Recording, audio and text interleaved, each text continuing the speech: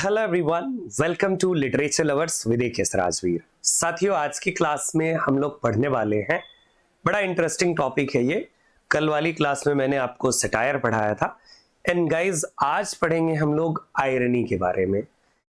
अगर आप हमारे किसी लिटरेचर के कोर्स से और मतलब अगर आप किसी एग्जाम की प्रिपरेशन करते हैं, UGC net, set, TGT, PGT, अलग अलग जो एग्जाम होते हैं, तो उन एग्जाम्स की अगर आप प्रिपरेशन करते हैं, हमारे कोर्सेज के साथ जुड़ना चाहते हैं, लिटरेचर लवर्स ऐप को डाउनलोड कीजिएगा या जो नीचे नंबर चल रहा है इन नंबर्स पर आप कॉल करके मैसेज करके हमारे कोर्सेज की जानकारी ले सकते हैं। चलिए शुरू करते हैं। तो देखिए, हमें पढ़ना है आयरनी। तो देखो, आयरनी को अगर मैं बड़े अच्छे तरीके से आपको समझाऊं तो मैं बहुत ही सिंपल कई बार ये डिफाइन कर चुका हूं। What is irony? आयरनी को बहुत ही सिंपल शब्दों में अगर मैं डिफाइन करूं तो मैं कहूंगा difference between appearance and reality. उसी को हम लोग आयरनी कहते हैं, यानी कि जो दिख रहा है और जो रियल है वो दोनों चीजें अलग हैं। कैसे, हम विद एग्जांपल समझेंगे and all the types of irony को मैं अभी आपको पढ़ाता हूं। देखिए, जो अगर टाइप्स ऑफ आयरनी की हम बात करें, so these are the types of irony. We have verbal irony, dramatic irony, situational irony, Socratic irony, cosmic irony. अलग अलग टाइप की आयरनी है। देखिए, यहां पर अगर सबसे पहले वाले की हम बात करें तो ये है वर्बल आयरनी। यानी वर्बल आयरनी का मतलब होता है क्या कि when speaker says something but means the opposite whatever he says. The speaker says something but means the opposite. जो कह रहा है वो उसके अपोजिट उसका मतलब है कहने का। जैसे अगर आपको कोई कह दे नहीं तुम बहुत होशियार हो, इसका मतलब है वो ये नहीं कहना चाहता कि तुम बहुत होशियार हो, कहना चाहता है कि मैं समझता हूं कितने बड़े तुम गधे हो, लाइक दिस। अब एक एग्जाम्पल लेते हैं, कोई बढ़िया सा एग्जाम्पल लिया जाए। वर्बल आयरनी का एक बहुत अच्छा एग्जाम्पल है और वो है विलियम शेक्सपियर के जूलियस सीजर से। जूलियस सीजर में जूलियस सीजर का मर्डर कर दिया था किसने? सब लोगों ने मिल करके जो है मर्डर कर दिया था। अब मर्डर करने के बाद मर्डर में जो जूलियस सीजर के बड़े अच्छे फ्रेंड थे वो भी शामिल था। वो कौन था? ब्रूटस। ब्रूटस जो है एंटनी का जूलियस सीजर का बड़ा अच्छा फ्रेंड था, लेकिन फिर भी उसने भी मारा। यहां पर एक बड़ी लाइन भी आती है, एग्जाम में पूछी जाती है, इट टू ब्रूट्स, है ना? यस। सब लोगों ने मारने के बाद फिर डिफाइन किया, स्पीच दिया, भाई हमने क्यों मारा सीजर को। इसके बाद लास्ट में मार्क एंटोनी ने भी अपना भाषण दिया और मार्क एंटोनी में ब्रूटस जो है मार्क एंटोनी ने ब्रूटस को उस स्पीच में क्या कहा? N honourable man. और कई बार बोला। वो ये नहीं कहना चाहता कि ऑनरेबल मैन, वो कहना चाहता गद्दार यही है, लेकिन वो कई बार कहता है honourable man. Why? So that कि वो लोगों के सामने ये ला सके कि यस, इसने धोखा दिया है किसको? सीजर को। तो ये एक बढ़िया एग्जाम्पल है किसका? वर्बल आयरनी का। समझ गए? आई होप सो कि आप समझ गए होंगे। इसके बाद हम दूसरी टाइप की आयरनी को देख लेते हैं। ये है ड्रामेटिक आयरनी। ड्रामेटिक आयरनी, देखो नाम से ही जैसे आपको लग रहा है, ओके।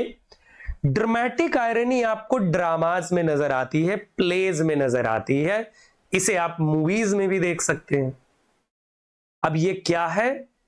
तो ये ड्रामेटिक आयरनी तब होती है when audience knows something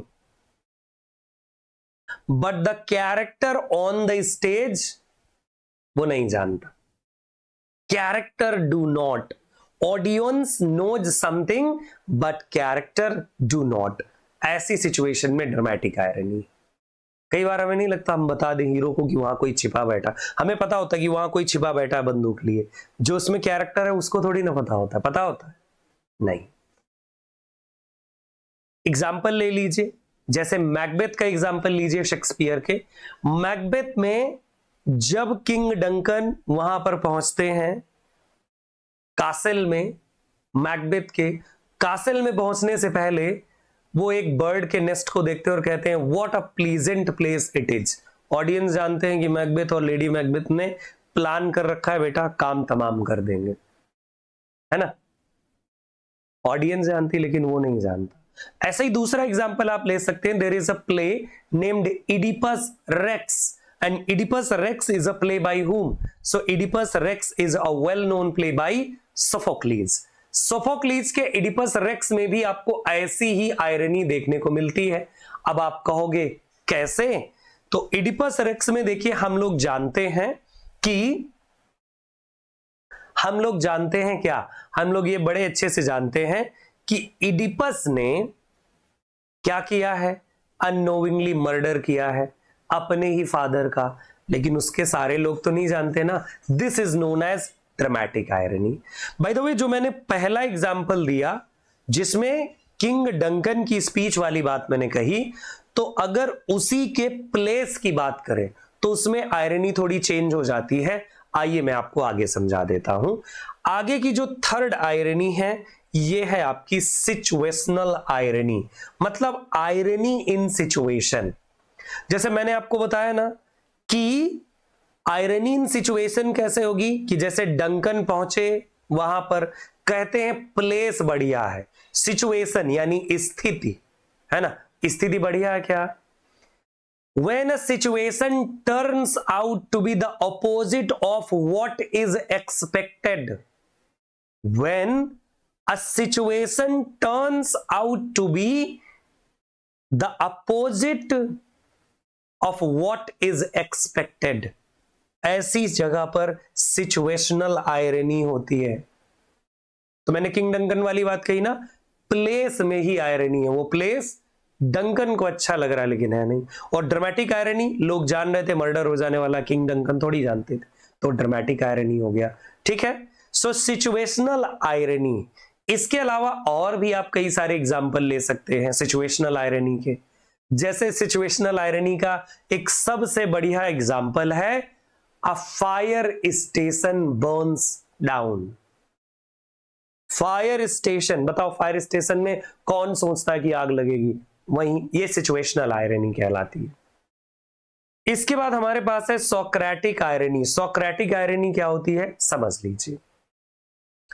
in Socratic irony we can see pretending of ignorance, pretending of ignorance for what, to expose the weakness और contradiction in another person's argument. मतलब जानबूझ करके दिखाना कि भाई हमें तो नहीं पता इसके बारे में, ये जानबूझ करके दिखाना। और क्यों जानबूझ कर हम दिखा रहे हैं, ताकि जो अगला बड़ा विद्वान बन रहा था वो बताए, हमें पता चल जाए कि वो कितना जान रहा है उसके बारे में, है ना। Yes, there is a work by Plato. Plato के इस वर्क का नाम है एपोलॉजी।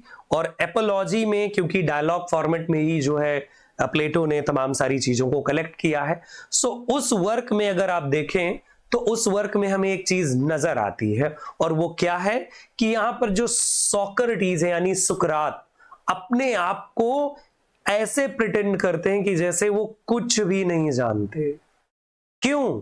क्योंकि वो जानना चाहते हैं कि जो एक ज्ञानी बने बैठे हैं ये लोग बताएं कि ये कितने ज्ञानी हैं, है ना। So that is known as Socratic irony.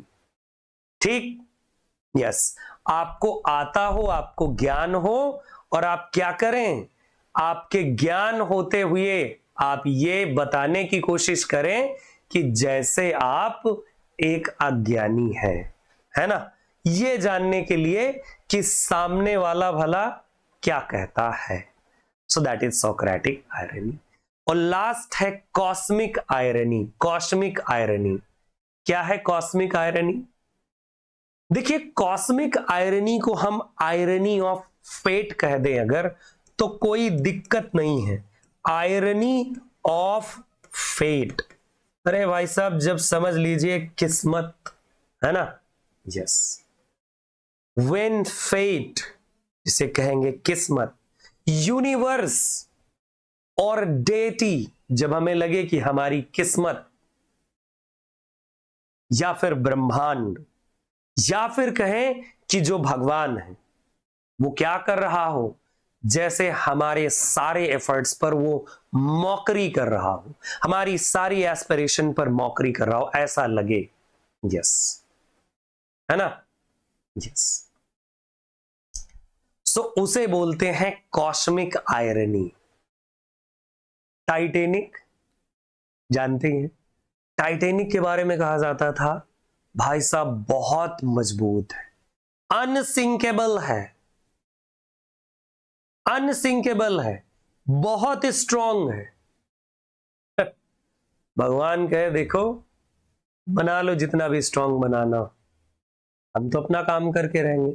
पहली ही समझ रहे हैं ना, पहली वो आग में डूब गया। दिस इज कॉस्मिक आयरनी, है ना। टॉमस हार्डी का वर्क है टेस, टेस में भी आपको कॉस्मिक आयरनी को देखने को मिलती है। क्यों? टेस कैरेक्टर को देख लीजिए, she become just puppet in hand of destiny. कितनी कोशिश करती है बच जाए, कितनी कोशिश करती है कि उसका पास्ट ना आ जाए उसके बीच में। लेटर डालने के लिए गई, एंजल क्लेयर को मिल ही नहीं पाया। So this is what that is known as cosmic irony.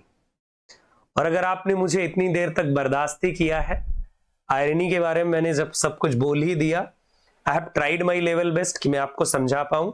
कुछ मिस्टेक हुई हो तो कमेंट बॉक्स में बताइएगा। आई एम अ लर्नर, जैसे आप एक लर्नर हो वैसे मैं एक लर्नर हूं, एंड ऑलवेज कोशिश कर रहे हैं कि लर्न किया जाए, कुछ टीच किया जाए। थैंक यू सो मच मेरे साथ ट्यून होने के लिए।